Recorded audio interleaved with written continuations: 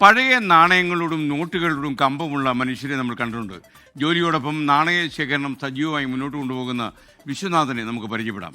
അനാരോഗ്യം മൂലം 30 ലക്ഷത്തിലധികം രൂപ വില വരുന്ന ശേഖരം പുതിയ തലമുറയ്ക്ക് കൈമാറാൻ ഒരുങ്ങുകയാണ് ഈ 75-കാരൻ.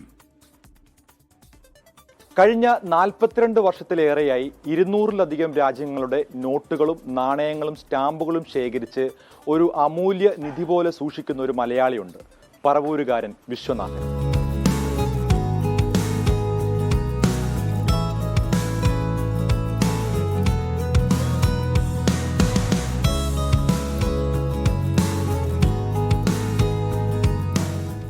നാൽപ്പത്തിരണ്ട് വർഷം മുൻപ് ബോംബെയിൽ സ്റ്റെനോഗ്രാഫറായി ജോലി ചെയ്യുന്ന കാലത്ത് ബസ്സിൽ നിന്നും ബാക്കി കിട്ടിയ നാണയത്തുട്ടുകളിൽ ഒരെണ്ണം ഇന്ത്യൻ നാണയമല്ലായിരുന്നു. പിന്നീട് അന്വേഷിച്ചപ്പോഴാണ് അത് ശ്രീലങ്കയുടെ നാണയമാണെന്ന് മനസ്സിലായത്.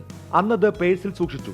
ആ നാണയത്തിൽ നിന്നും തുടങ്ങിയ യാത്രയാണ് ഇന്ന് 200-ലധികം രാജ്യങ്ങളുടെ നാണയങ്ങളും നോട്ടുകളും സ്റ്റാമ്പുകളും ഒക്കെയായി 30 ലക്ഷത്തിലധികം രൂപയുടെ ശേഖരമായി മാറിയത്. 42 വർഷമായി നാണയങ്ങളും കറൻസികളും സ്റ്റാമ്പുകളും ഒക്കെ കളക്ട് ചെയ്യാൻ തുടങ്ങിയിട്ട് പ്രദർശനം നടത്തണം എന്നുള്ളത് എൻ്റെ വലിയൊരു ആഗ്രഹമായി മാറി. കാരണം എനിക്ക് കിട്ടിയിട്ടുള്ള ഈ അപൂർവ നാണയങ്ങളും കറൻസികളും പെട്ടിക്കകത്ത് വെച്ചാൽ അതുകൊണ്ട് ആർക്കും ഒരു പ്രയോജനമില്ല. എൻ്റെ കയ്യിലുള്ള നാണയങ്ങളുടെ കറൻസികളുടെ സ്റ്റാമ്പുകളിലെ മതിപ്പ് വില ഞാനൊരു 10 വർഷത്തിന് മുമ്പ് കണക്കാക്കി അതിൽ തന്നെ രേഖപ്പെടുത്തിയിട്ടുണ്ട്.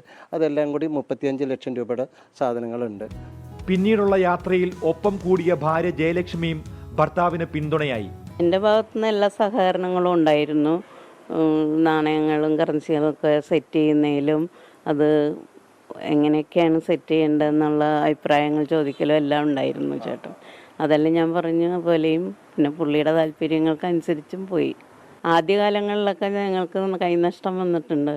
എന്നാലും അത് നടത്തണം എന്നുള്ള പുള്ളിയുടെ ആഗ്രഹത്തിന് ഞാൻ സപ്പോർട്ടീവായിരുന്നു. കഴിഞ്ഞ 23 വർഷമായി വിദ്യാഭ്യാസ സ്ഥാപനങ്ങളിലും പുറത്തുമായി 248 വേദികളിൽ പ്രദർശനം നടത്തി. എന്നാൽ തന്റെ അനാരോഗ്യം കാരണം സംരംഭം പുതിയ തലമുറയ്ക്ക് കൈമാറി വിശ്രമ ജീവിതം നയിക്കാൻ ഒരുങ്ങുകയാണ് വിശ്വനാഥൻ.